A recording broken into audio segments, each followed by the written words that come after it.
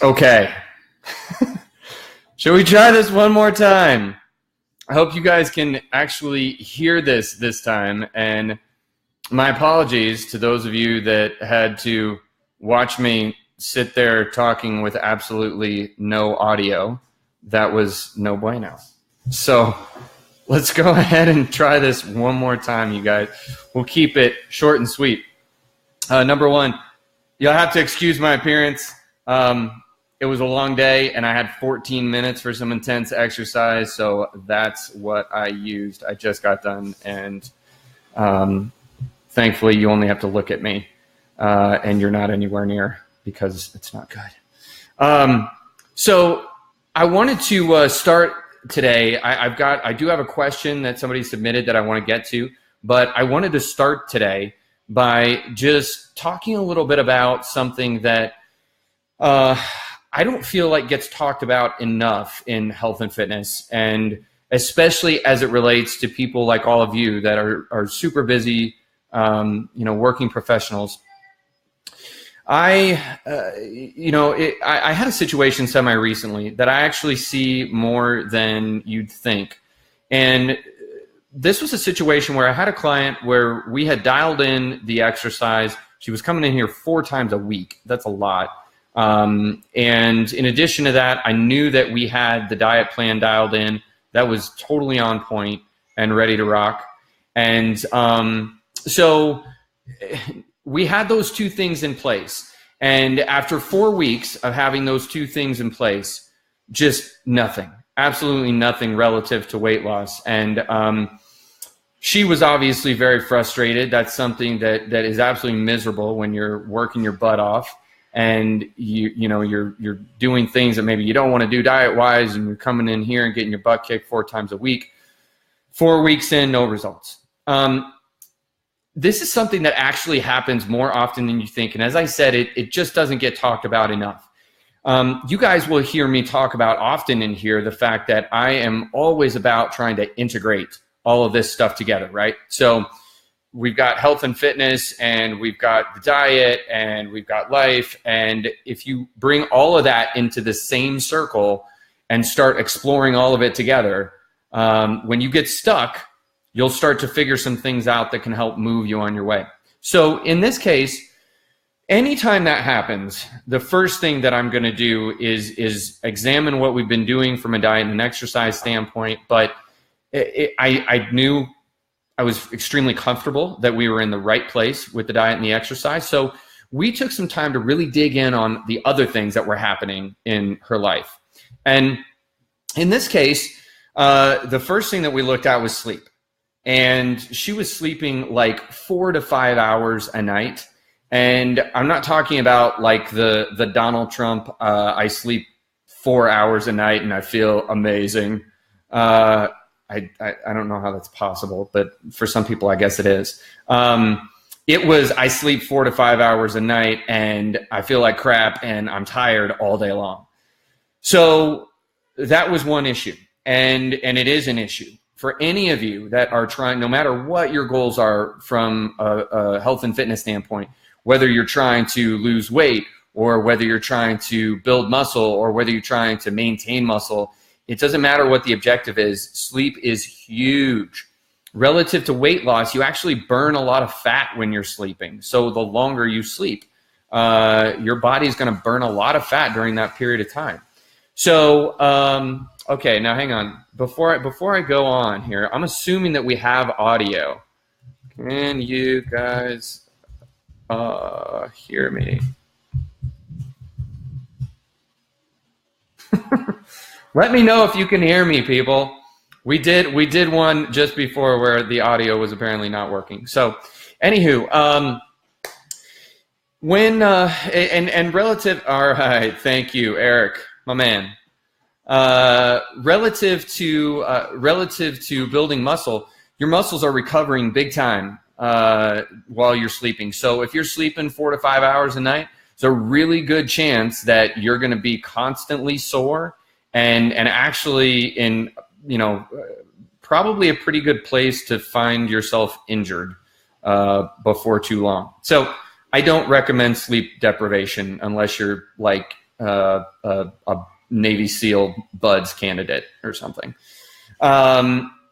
So we had the sleep issue going on. The second thing that we started to explore were stress levels, because that is a big one, and another one that does not get talked about nearly enough relative to weight loss.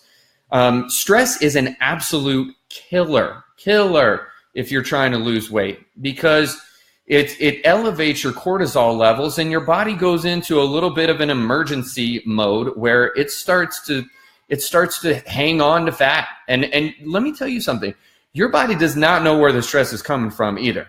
It could be coming from work. It could be coming from family stuff. It could be coming from the fact that you get freaked out every time you go into your CrossFit gym.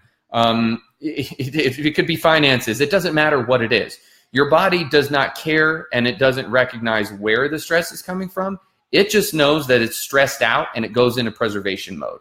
So especially for all of you guys, this is a big one for all of you guys, because you're busy professionals, exactly like this client of mine.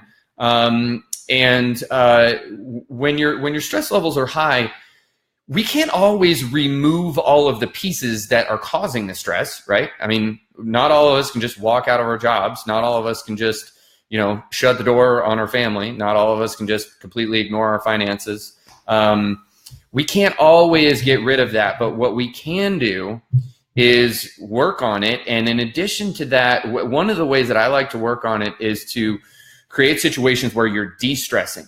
So in this case, my mandate for this particular client was, at bare minimum, 1 hour a week of self-care and self-love. So go get a massage, go get a pedicure, go just sit at the park with a book with nobody around. I mean, whatever, and in all of your cases, whatever it is that you like to do, that de-stresses you, take some time to do that. And another thing that we added in was, at the end of a stressful day, and sometimes this is not always possible, you're getting home at 9, 10 o'clock, this may not be feasible for you, but I highly, highly, highly recommend walking at the end of a really stressful day. Number one, it gets you outside, especially while the weather is still nice here. We've got a few more months of that, except for those of you that live in those warm weather places year round.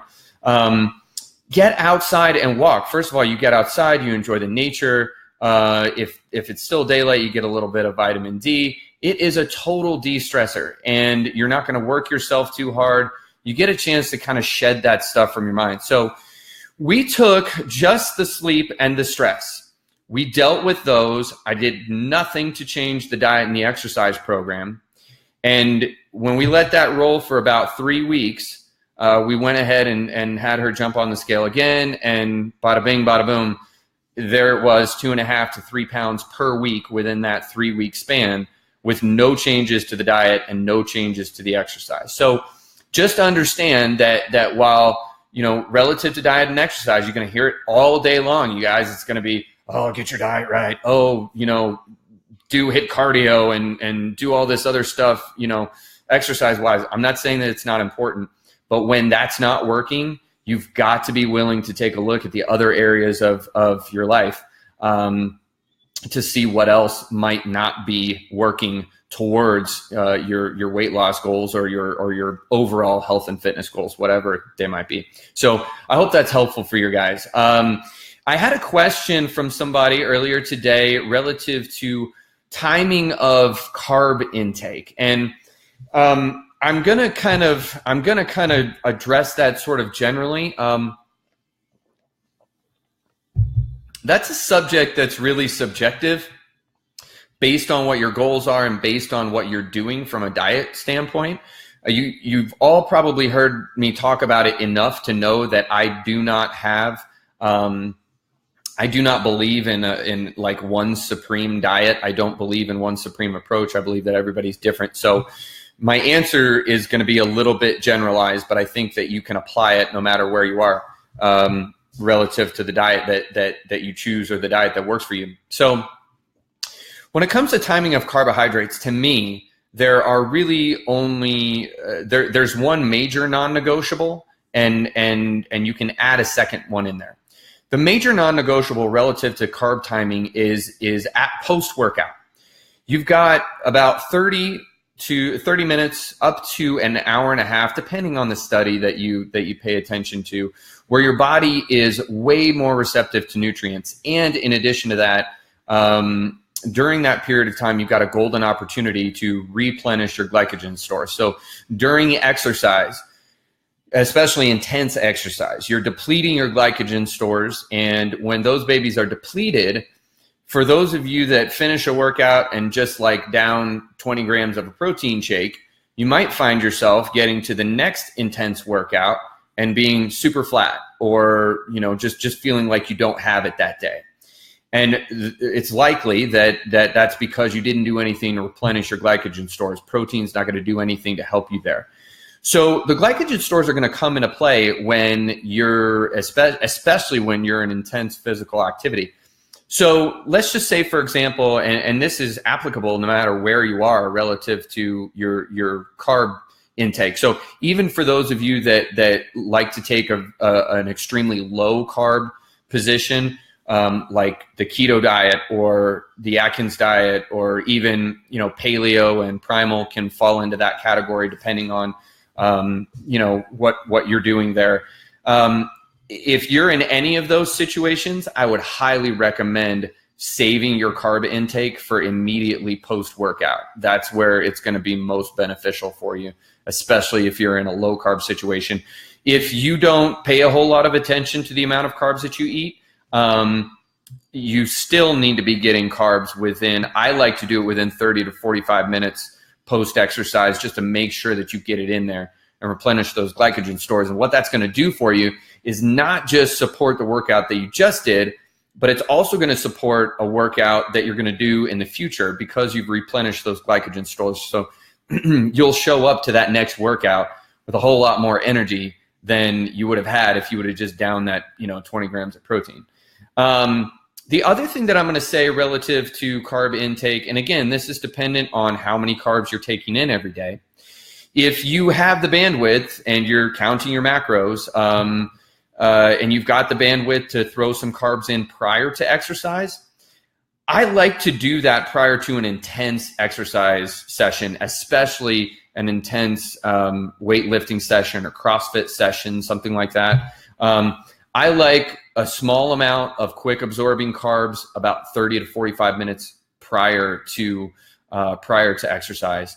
And you can even, even intra workout, during your workout, you can even throw a few carbs in there. One of the ways that I personally like to do that is with coconut water. If I've got a longer workout and maybe I haven't had a ton of carbs in my system, I love having coconut water during my workout because, number one, it's got a little bit of sugar in it, but in addition to that, it also has some natural stuff that's really going to rehydrate you keep you hydrated and rehydrate you during your workout. So those are a couple of situations relative to timing. Other than that, man, you could almost throw the timer out the window.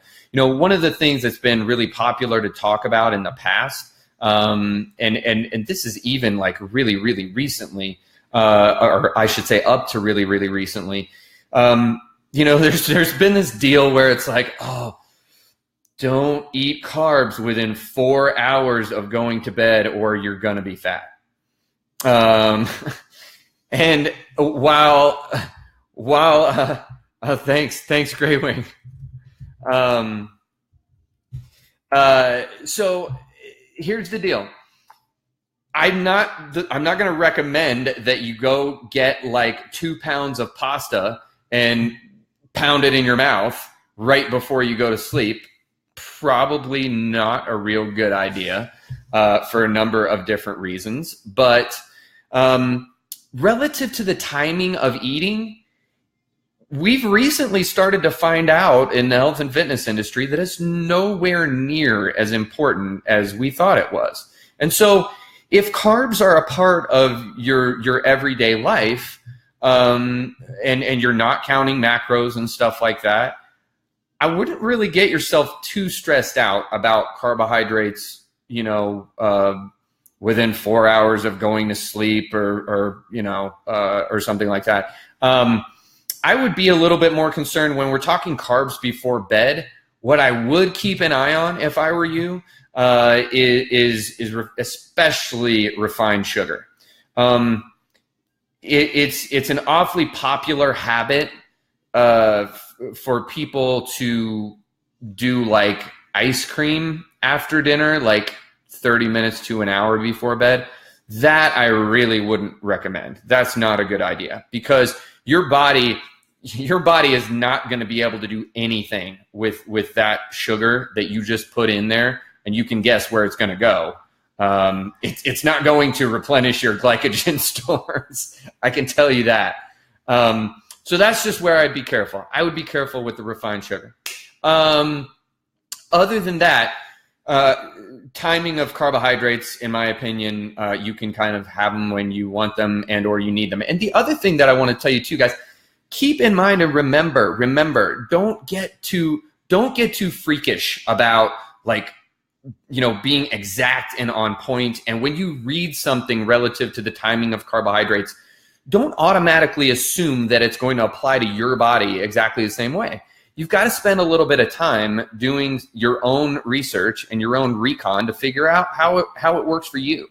It could be that you can go into an intense workout session with no carbs and be fine. So there are some people that function just fine that way. It could be that the 30 minutes ahead of time works for you. It could be that you eat a helping of slow digesting carbs 2.5 hours before your workout, and that's what powers you through. Just play with it. Just play with it. Be willing to explore a little bit on that front. And I think that's all I've got relative to the timing of carbohydrates. For those of you that are here, before I sign off and we get out of here for tonight, does anybody have any questions, any burning questions right now that I can answer for you? I'll give you just a minute or two to pop those in the chat box if you've got anything.